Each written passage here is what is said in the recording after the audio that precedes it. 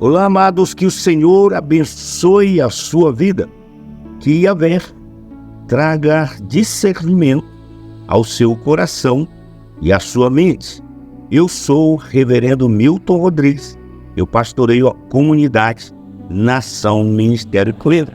Nosso ministério fica na cidade de São Sebastião, no Distrito Federal. Amados, hoje eu tenho um tema que é muito importante e eu acredito que este tema, ao ser ouvido com muita atenção, ele vai despertar em você consolidação e também edificação. Então, amados, o tema de hoje é: quando o reino de Deus está em primeiro lugar. Eu quero aqui utilizar um texto em Mateus capítulo 6, versículo de número 33, que diz: mas buscai primeiro o seu reino e a sua justiça, e todas essas coisas vos serão acrescentadas. Queridos, nossa primeira obrigação consiste em fazer uma pergunta que esperamos responder no decorrer de nossa meditação de hoje. O que é reino de Deus? Qual sua função?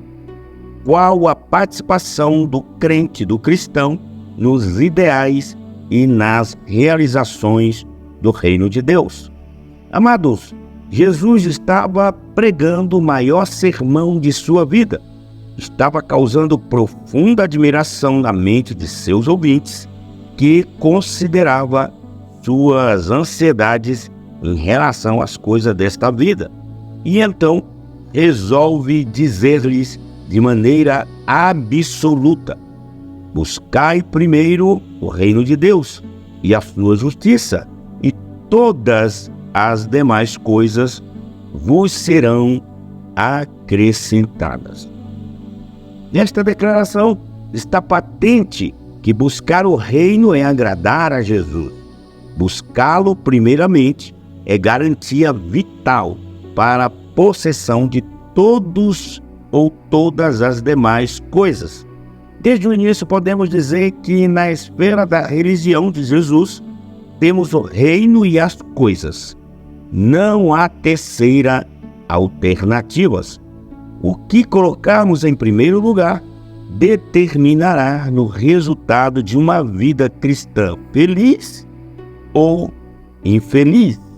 Eu então gostaria de comentar com você o texto.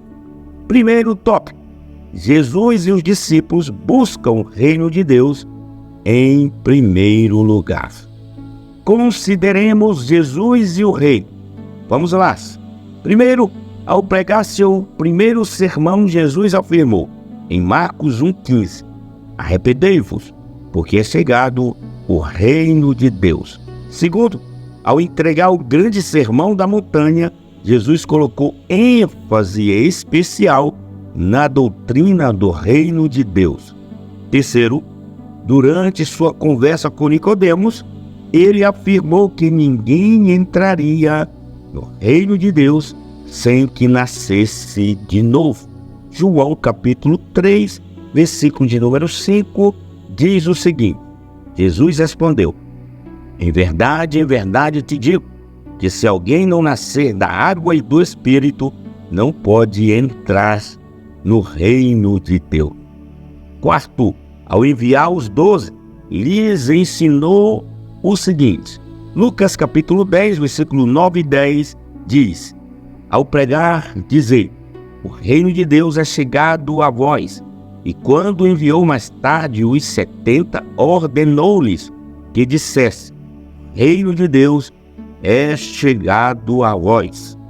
Quinto, ao se reunir com os queridos discípulos na noite da traição para a celebração da ceia, lá estiveram presentes os ideais do reino de Deus, como está descrito em Lucas capítulo 22, versículos 15, 29 e 30. Vamos ao texto. E lhes disse: tenho desejado muito comer esta Páscoa convosco, antes do meu sofrimento. Versículo 29. E assim como meu Pai me conferiu um reino, eu o confiro a vós, para que comais e bebais a minha mesa no meu reino e vos senteis sobre tronos para julgar as 12 tribos de Israel. Versículo 30.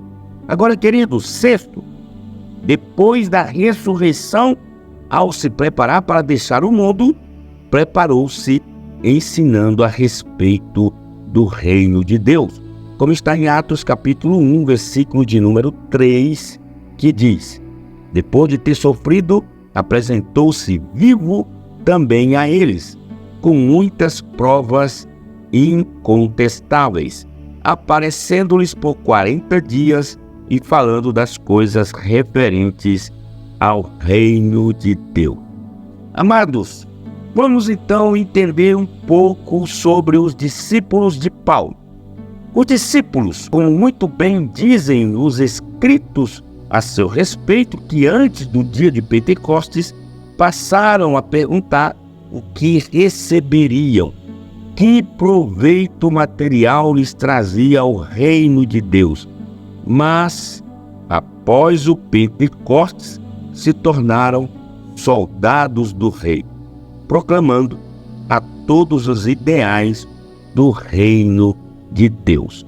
Agora, queridos, segundo, Paulo entrava nas sinagogas e falava com ousadia a respeito do reino de Deus, como está em Atos, capítulo 19, versículo 8. Olha o que diz o texto, então. Assim Paulo entrou na sinagoga e durante 3 meses falava-lhes abertamente, argumentando e convencendo os judeus acerca do reino de Deus. Amados, em suas epístolas, o apóstolo continua a ênfase ao reino de Deus. Agora vamos então entender, no segundo tópico, que está implicado no mandamento: buscai primeiro o reino de Deus. Reino de Deus é a expressão usada por Cristo para caracterizar o reinado nos corações dos homens. Quando o amor de Deus inflama o coração do pecador, tornando-o objeto de adoração e serviço, então o reino de Deus nasceu para aquele coração. Amados, quando o reino de Deus é primeiro, então meus interesses são segundo. No capítulo 20 de Atos, Paulo está falando de sua ida a Jerusalém, mas em sua consciência existe uma nuvem em peso, e que o Espírito lhe convencia das provações que o esperavam. Paulo só teve uma decisão: eu irei, sabendo que lá será minha morte. E ele foi. Queridos, não temos aqui tanto um desprezo pela vida, quanto uma consagração a um ideal maior, o ideal de servir ao reino. Quando o reino é primeiro, coisas materiais são secundárias. O verdadeiro cidadão do reino jamais seguirá a moda materialista da época. Notemos a própria ilustração que Jesus usa aqui. Ele cita Salomão, que não conseguiu chegar à beleza da veste de um lírio. Agora, queridos, quando o reino é primeiro, todos os meus compromissos de ordem moral, social e familiar tornam-se secundários em função do reino de Deus. Por vezes, me preocupo com aqueles que professam ser crentes cristãos, mas que não aparecem na casa de Deus e não dão sua cooperação na obra gloriosa. Mas da metade da igreja não assiste a mais de um culto aos domingos. Entretanto, ao ensinar a oração dominical, Jesus disse o seguinte: venha o teu reino. E ele não disse: venha a nós, mas venha e não implicou que o reino houvesse de vir à toa, mas haveria de vir à proporção que nos dispusermos a cooperar pela sua vinda. Agora, querido, no terceiro tópico, por que é nosso dever buscar primeiro o reino? Vamos entender. Primeiro, porque o reino é eterno. Queridos, o crente tem um Deus eterno, um evangelho eterno, um Salvador eterno, um conserto eterno, uma esperança de liberdade eterna. Nós não precisamos viver sempre do que existe e é visto, mas daquilo que sabemos ser eterno. Porque o reino, ele é espiritual. Terceiro, queridos, porque o reino é universal. Seu domínio é de amar, segundo o propósito eterno. Vamos então aqui explanar sobre essa geração. Ouça com muito carinho e temor. Vamos falar do quarto tópico da geração Nutella. Queridos, como nós temos nos distanciado, como nos distanciamos daquele padrão excelente do cristianismo nascedouro. Quão empobrecido tornou-se o zelo e fervor pelo avanço do reino de Deus, pela pregação do Evangelho. Quando vou aos livros de histórias da igreja, sou levado a um profundo entristecimento e extrema vergonha, pelo fato de que, através deles, descubro que faço parte da pior geração de cristãos que já pisou este solo. Os registros dos 3 primeiros séculos da era cristã me consomem ao ponto de, às vezes, questionar-me se realmente posso ser chamado cristão. Partindo dos discípulos e apóstolos do Senhor Jesus Cristo, há uma extensa lista de homens que selaram com sangue as verdades que lhes foram confiadas por Cristo, pelo seu santo evangelho. Vamos então conferir. Estevão foi expulso da cidade e apedrejado até a morte. Tiago, filho de Zebedeu, foi morto quando Herodes Agripa chegou como governador da Judéia. Filipe foi açoitado, lançado na prisão e depois crucificado, cerca de 54 anos depois de Cristo. Mateus sofreu martírio pela espada, cerca de 60 anos depois. Matias foi apedrejado em Jerusalém e decapitado. André, ao chegar a Edessa, foi primeiro preso e crucificado numa cruz, 2 extremidades da qual foram fixadas transversalmente no chão. Marcos foi arrastado aos pedaços pelo povo de Alexandria, diante de Serapis, ídolo dos pagãos. Pedro foi condenado à morte e crucificado em Roma. O apóstolo Paulo foi levado a um lugar privado, fora da cidade, onde foi decapitado pela espada. Judas foi crucificado em Edessa, cerca de 72 anos depois de Cristo.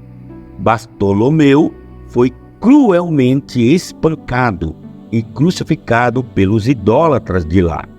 Tomé foi morto por sacerdotes pagãos com uma lança que lhe atravessou o corpo. Lucas foi supostamente enforcado numa oliveira pelos sacerdotes idólatras da Grécia. Amados, já no 2º século, Inácio de Antioquia foi lançado às feras do Coliseu. Policarpo foi queimado vivo. Justino Marte e tantos outros milhares de crentes em Cristo foram decapitados.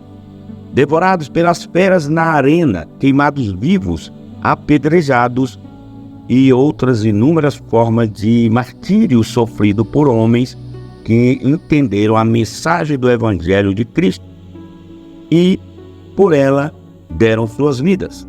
A maioria jamais saberemos seus nomes. homens e mulheres que ardiam pelo testemunho fiel do Evangelho que receberam e não tiveram suas vidas por mais importante que esse testemunho. Homens que a terra não era digna, viviam para a glória de Deus. Então, amados, muita coisa mudou no percurso da história cristã. Conquistamos muitas coisas supérfluas, frívolas, e perdemos por demais as vitais. Queria estar equivocado, mas meus olhos e ouvidos atestam a triste realidade do que nos tornamos. Falo principalmente pela realidade eclesiástica brasileira, que não sofre nem a casquinha da perseguição que a igreja dos primeiros séculos sofreu. E ainda assim se vende aos baldes. Não suportam correção. São amantes de prazeres, viciadas em si, desprovidas de amor pelas almas, rebeldes e arrogantes. Ainda existem alguns boçais dizendo que isso é anacronismo, que não posso interpretar um tempo pelo outro, que isso ficou lá atrás e estão em outro tempo. Me pergunto, o que essas pessoas ainda fazem dentro da igreja? Essa mensagem moderna, gerada pela mente desses fariseus modernizados, só podem produzir frutos podres, iguais ou piores que eles mesmos. Então, queridos, Jesus nos deu o modelo da sã doutrina, pela qual devemos empenhar toda a nossa vida em cumpri-la. Se não olharmos para o bom fruto da igreja primitiva e para os que de dentro de seus contextos ao longo da história procuraram viver piedosamente aos moldes daquele padrão, para onde olharemos? Quais serão nossos modelos? Essa geração confusa? Creio que não. Amados, os apóstolos cumpriram seu legado, guardando esse modelo, e morreram por isso. Seus discípulos fizeram o mesmo e morreram. Os que amaram esse evangelho provaram do mesmo cálice e andaram pelo mesmo caminho. Como eu posso desejar ser diferente do modelo que o meu Senhor me deixou apenas para ser agradável e poupar minha vida, ou para ser bem visto pela cultura eclesiástica prostituída atual? Seria estranho para mim se fosse amado pela tal. Chamaram Paulo de tagarela, chamaram os apóstolos de idiotas sem instruções, chamaram meu Jesus de louco. O que posso esperar sendo servo dele? Se me chamam de fundamentalista, fico imensamente feliz em saber que não estou em consonância com essa geração Nutella que aí está. Tínhamos tudo para ser a igreja mais forte de todos os tempos. Contudo, somos a mais fraca geração e a mais mimada. E aqui eu quero concluir o nosso devocional falando para você uma história interessante. Note, conta o incidente de um homem que o procurou um dia chorando e lhe contou uma história estranha. Deixara a sua cidade natal em busca de êxito, mas não conseguiu o que queria. Naquela localidade, certo dia ouviu um sermão que tinha como base o texto: buscai primeiro o reino de Deus, Mateus 6,33. Sentiu que a pregação era justamente para si, mas não queria ainda ser cristão, queria primeiro ser rico. Mudou-se para outra cidade, depois outra, tendo sempre o mesmo resultado. O primeiro sermão que ouvia em cada lugar era com base nas palavras: buscai primeiro o reino de Deus.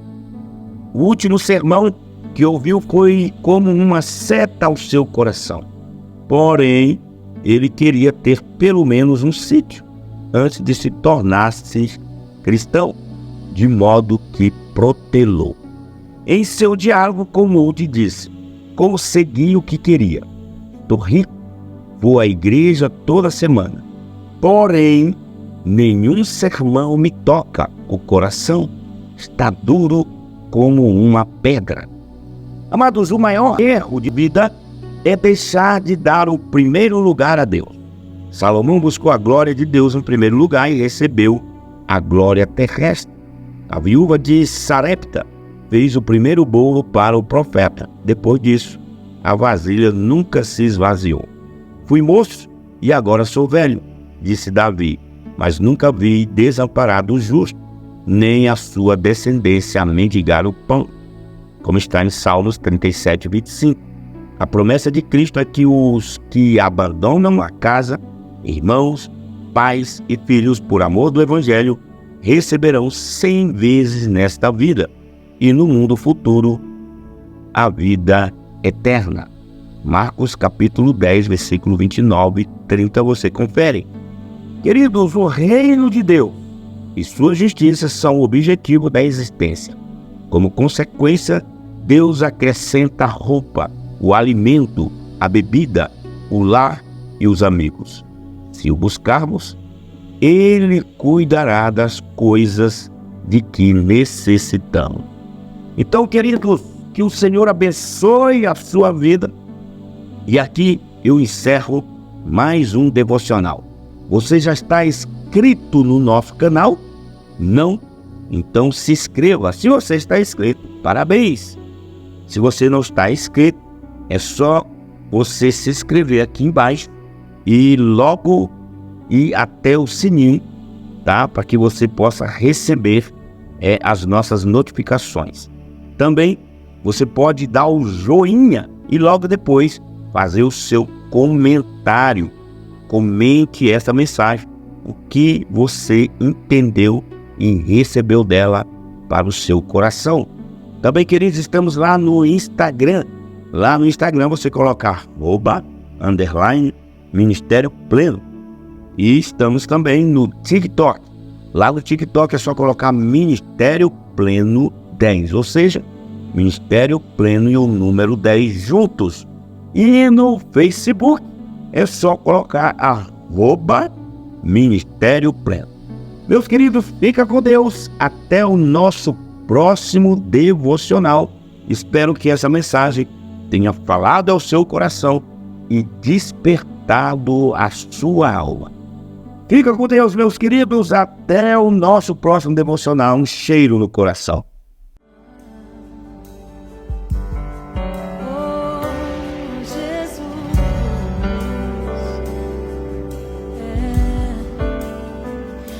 Os reinos se abalam, os povos se curvam, as bocas se abrem, as mãos se levantam pra dizer que tu és o rei, pra dizer que tu és o Senhor. Os reinos se abalam, os povos se curvam, as bocas se abrem,